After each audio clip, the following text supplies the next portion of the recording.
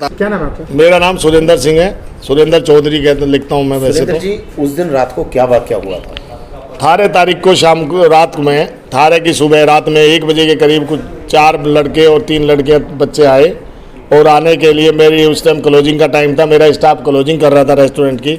तो मेरे नीचे जो सिक्योरिटी गार्ड थे और जो स्टाफ था वो लोग आए और जिद कर रहे थे ऊपर जाने के लिए रेस्टोरेंट में। उन्होंने कहा जी क्लोजिंग हो रही है रेस्टोरेंट की, अब लोग नीचे उतर रहे हैं, हाँ तो हम आपको नहीं जाने देंगे। वो इतने पिए हुए थे कि उन्हें होश नहीं था। उन्होंने उन्हें गालियाँ बदतमीजी जो भी चाहा वो करना चाहा किया, उन्हें खूब किया। 15-20 मिनट तक यही चलता रहा। 15-20 मिनट बाद एक लड़की पता नहीं कौन थी, वो बता रहे हैं कि उसने आके झगड़ा चालू कर दिया। फिर मेरे बाउंसरों का उनका खूब जो झगड़ा हुआ, उसके बाद पुलिस आई। पुलिस में दीपक यादव आए, SI थे। उन्होंने मेरे स्टाफ से कहा कि आप ऐसा करो कि पैसे कुछ 2 लाख रुपए के करीब पैसे दो, तो आपको मैं इस केस को यहीं रफे दफे कर दूंगा। आप पहले भी जो डिमांड है त्यागी जी की 5 लाख रुपए आप पूरी नहीं करते, आप ऐसा नहीं है, नहीं तो साहब बहुत नाराज़ हो जाएंगे, आप मैं इसको ख़त्म कर देता हूँ, आप 2 लाख रुपए मुझे दे दो। तो उन्होंने मना कर दी, सर हम नहीं दे सकते साहब, ऐसी परेशानी में चल रहे, कहाँ से देंगे इतने साल में, तो वो और वो देते नहीं, वो नहीं देंगे पैसे। पहले ही हम आपको 1 लाख रुपए मिलना कैसे कैसे 80 और 20 करके देते हैं।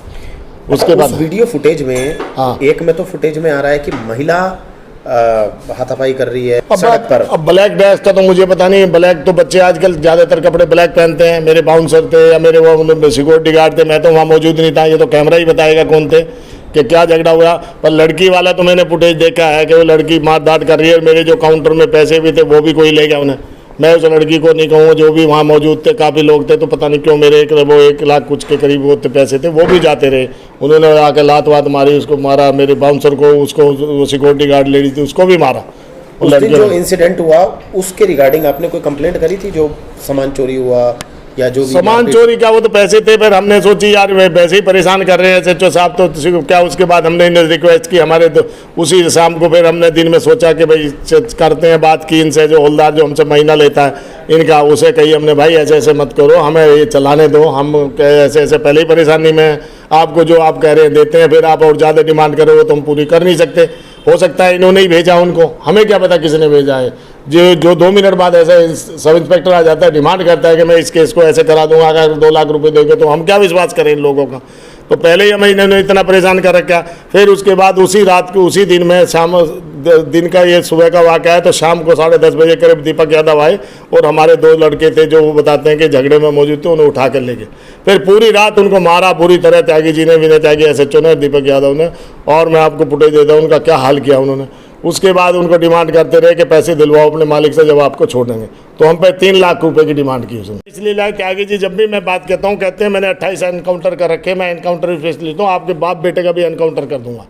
अब हमें डर लगता है उससे, क्या करें हम भाई। जो आदमी इतना वो है कि पता नहीं कैसा 28, जिस आदमी ने 28 मर्डर कर रखे हों, तो उससे तो आम आदमी आप भी डरोगे, मैं तो क्या हूँ। अच्छा, जो पैसों की डिमांड की गई थी, हाँ, उसको लेकर आपके पास कोई सबूत है इस चीज़ का? हाँ मेरे पास सब रिकॉर्ड है, जो 3 लाख रुपए इन्होंने मांगे हैं 13 मिनट का मेरे पास है, उसका रिकॉर्ड है। अब पुलिस ने जो गिरफ्तार क्या किया, तो क्यों करी है? अब इसके बाद इन्होंने क्या किया, ठीक है 1 लाख रुपए इन्हें दे के वो बच्चे छुटा लिए, 2 लाख की डिमांड, हमने 2 लाख रुपए दिए नहीं। अब हम पे नहीं थे तो कहाँ से अभी देते भाई, पैसे जोड़ रहे थे, क्लब चल रहा था तो पैसे आ रहे हैं, तो हमने वो उसके लिए मैंने मना कर दिया, हम 2 लाख रुपए नहीं देंगे, 1 लाख रुपए हम दे चुके, आप लेने की हम नहीं देंगे इस बात का। तो इन्होंने क्या किया, 23 तारीख की रात को 11:30 बजे के करीब ये आए दरोगा जी, SI दीपक यादव और 3-4 और थे, 2-3 स्टाफ वर्दी में थे, 2-3 सिविल में थे, आए और मेरे साथ जो सिक्योरिटी गार्ड थे ऊपर, मेरा रेस्टोरेंट चल रहा था, ऊपर लोग थे वहाँ मौजूद थे, काफ़ी लोग थे। तो वे ये मेरे उसको स्टाफ को 7 आदमी, वो और एक मेरे राना मैनेजर और एक मेरे DJ वाले को, उसको उठा के ले गए 11:30 बजे के करीब। उसके बाद 11 साढ़े 11 के बीच का है वो, मेरे उसमें है फुटेज है, वो कोई दिक्कत नहीं उसके लिए मुझे। उसके बाद आध पौन घंटे बाद मेरे बेटे ने, हाँ मुझे जब भी कहा फ़ोन आया पापा आप वो कर दो, मैंने कहा यार क्या पंगा लेंगे, छोड़ देंगे। मैंने यही सोचा भाई काम करना है तो चलो छोड़ देंगे ये। तो उसके बाद फिर ये लोग आए 4-5 और मेरे वहाँ वर्दी में थे, कुछ बिना वर्दी थे, मेरे सामान और मेरे काउंटर में जो पैसे थे 2,53,000 के ऊपर हुए, और मेरा सामान जितना भी उसका 13-14 लाख के मेरे सेट हैं, उनको सबको उठा के गाड़ी में भर कर ले गए। उसके बाद मैंने 12:25 पे कॉल की 112 नंबर में, मेरे बेटे का फिर फ़ोन आया, पापा आप क्या कर रहे हो, ये तो ऐसे ऐसे कर रहे हैं, यहाँ तक कर रहे हैं। मैंने 12:25 पे पुलिस को फिर 112 नंबर पे कॉल करके सब रिपोर्ट दी। सर क्या कहेंगे जो पूरा मामला कोटला मारपुर थाना सेक्टर साउथ एक्सेस का बताया जा रहा है? ये एक करप्शन का केस है, इलीगल ग्रेटिफिकेशन का मैटर है ये। इसमें यहाँ के कंसर्न जो एसएचओ हैं और जो एक सब इंस्पेक्टर हैं, वो दोनों के खिलाफ हमारे क्लाइंट जो सुरेंद्र चौधरी जी हैं, सीनियर सिटीज़न है, और उन्होंने जो है सो कंप्लेंट फाइल किया है और उन्होंने सीसीटीवी फुटेज, ऑडियो रिकॉर्डिंग्स दिया है जिसमें पुलिस ऑफिसर 3 लाख रुपए मांगते हुए नजर आ रहे हैं। तो this is the case of illegal gratification, this is demand of illegal bribe. तमाम आरोप भी लगाए जा रहे हैं पर 2019 का भी एक मामला चल रहा था। नहीं, 2019 का मामला कोर्ट ऑनरेबल हाई कोर्ट के परमिशन से कोर्ट ये चल रहा है। किसी भी व्यवसाय में कोई भी अगर जो मामला होता है तो बिना परमिशन के तो चल नहीं रहा है, और ये क्लब आज से तो चल नहीं रहा है, ये अपनी गलती खुद छिपा रहे हैं। अगर जो ये क्लब पहले से चल रहा था और कोई मामला था तो ये उस समय करते। अभी इनका क्या बनता है? अभी तो इनको ये बताना है कि पैसे किस चीज के लिए मांग रहे थे। एक महिला और उसके आरोप लगा रहे हैं, महिला ये पूरा आरोप गलत है, निराधार है, और ये एक बदनाम करने की साजिश है। आप देखेंगे सीसीटीवी फुटेज है, एक महिला नहीं 3 महिलाएं थी और चार महिलाएं थी, 3 लड़के थे। वो शराब के नशे में 1 बजे रात में जब ये क्लब बंद हो रहा था, गेस्ट बाहर जा रहे थे, उस समय ये जबरदस्ती क्लब में एंट्री की बात कर रहे थे। इनको क्लब के सिक्योरिटी ऑफिसर्स ने मना किया, उस बात पे इनका वाद विवाद हुआ, और सारी चीजें सीसीटीवी में है। मैं बोल रहा हूं या कोई और बोल रहा है, इसकी बात नहीं है। उसके बाद उस महिला ने वहां पे उपद्रव किया, उस महिला ने पोडियम को तोड़ा, उस महिला ने पोडियम से पैसे निकाले। इस बात की जांच अभी तक नहीं की जा रही है। उसी समय बिना कुछ कहे हुए एसआई दीपक यादव बिना कोई यूनिफॉर्म में वहां पहुंचते हैं। उसके बाद वो वहां से जाते हैं और उसके कई देर बाद अगर जो ये सेक्सुअल असॉल्ट की घटना थी या आउटरेज ऑफ मॉडेस्टी की कोई ऐसा एलिगेशन था तो वहां पे सारे सिक्योरिटी ऑफिसर थे, उनको इमीडिएट अरेस्ट करना चाहिए था। उसके बाद घंटों बाद वो फिर आते हैं जब उनकी बात नहीं होती है, जो पैसे का अभी चल रहा है। उसके बाद जब वो आते हैं उस पर बात होती है और ये इनके मालिक रिफ्यूज कर देते हैं कि मैं पैसा नहीं दे सकता क्योंकि ये घटना गलत है। उसके बाद जो है सो सारी कहानी होती है, इनके सिक्योरिटी ऑफिसर्स को ले जाया जाता है, 22 घंटे इलीगली डिटेन किया जाता है। और उसके बाद सबसे सरप्राइजिंगली आप ये इनके क्राइम को देखिए, ये अगर जो कोई व्यक्ति अरेस्ट होता है तो कोर्ट छोड़ सकता है। 354 का एफआईआर, इन्होंने 22 घंटे बाद मारपीट करके पैसे वसूल के और जो है सो कि इनको छोड़ दिया।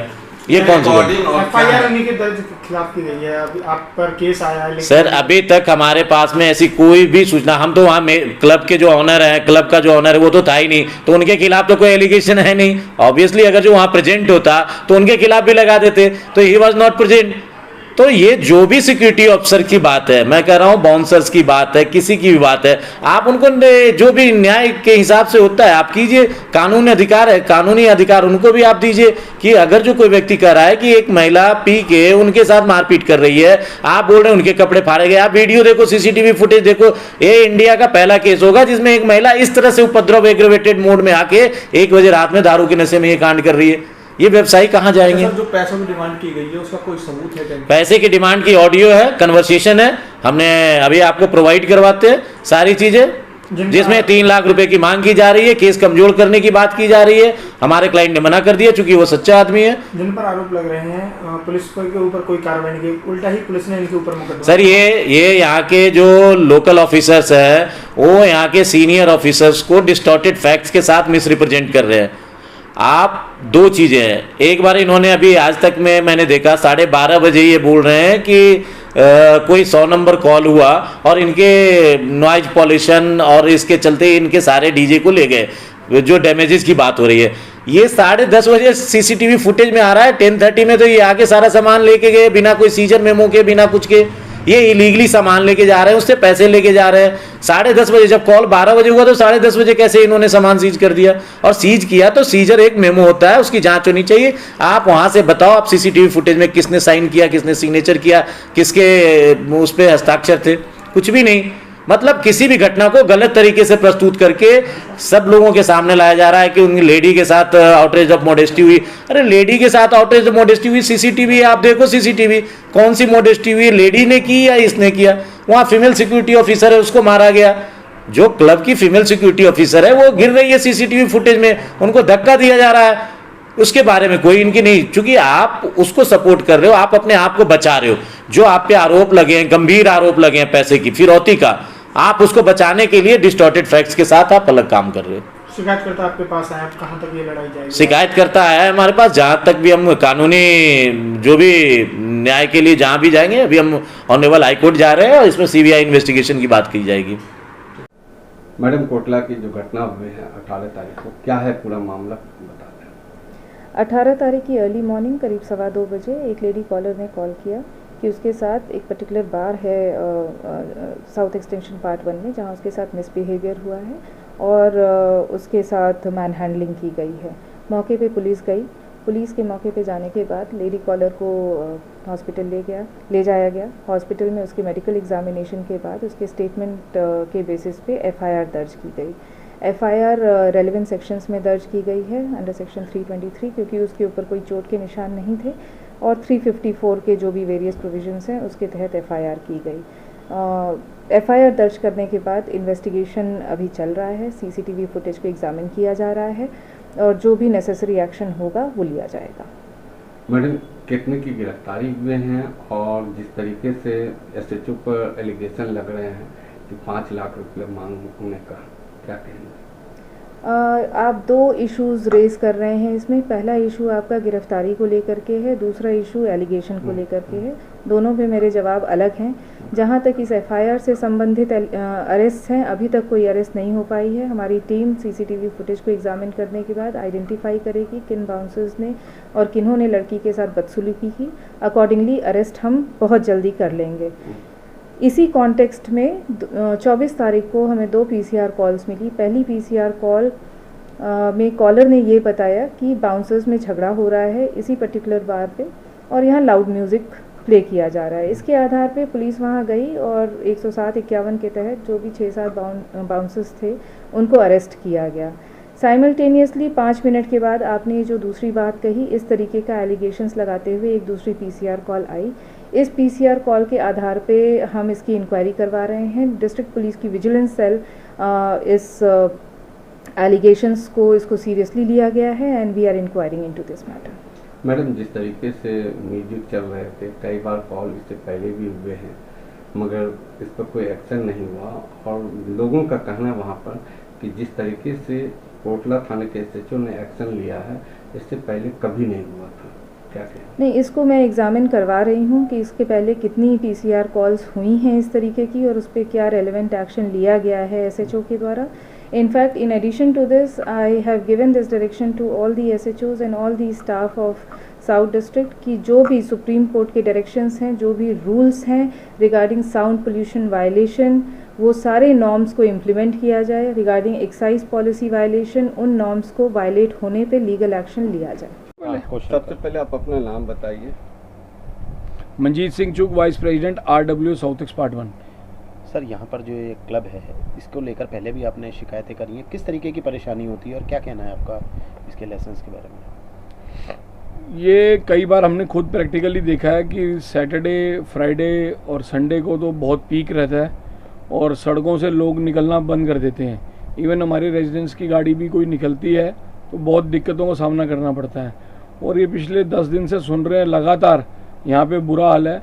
कभी ईव टीजिंग, कभी 354 मॉलेस्टेशन, और जो परसों हाल देखा है और चैनलों के थ्रू जो यूट्यूब में आए हैं और जो आज अखबारों में पढ़ा है, उस हिसाब से तो इसको बंद ही होना चाहिए। यहाँ पे ये चलना नहीं चाहिए क्योंकि मिक्स लैंड, इसकी जो एंट्री है वो मिक्स लैंड रोड पे है। मिक्स लैंड रोड पे 4th फ्लोर पे रनिंग नहीं कर सकता और ओपन टेरिस पे। और जहाँ तक RWA को पता चला है कि इसके पास लाइसेंस भी नहीं है। सर, जिस तरीके से पुलिस ने एक्शन लिया है, क्या कहेंगे? पुलिस ने बहुत अच्छा एक्शन लिया, दिलेरी से लिया और ऐसा एक्शन होना भी चाहिए। ये एक पूरे समाज में मैसेज जाएगा कि भी पुलिस ने ऐसा प्रिवेंटिव एक्शन लिया। और हम तो जहाँ गलत होती है पुलिस को, हम पुलिस के अगेंस्ट भी बोलते हैं। रिसेंटली अभी हमने DCP जो पुरानी रही है बेनीता मेरी जगह, उसके लिए भी खुल के बोला है। इवन कोर्ट तक मैं चला गया हूँ उसके खिलाफ। SHO साहब ने दबंगियत से तरीके से काम किया है और उम्मीद करते हैं कि ऐसे ही वो काम करते रहेंगे।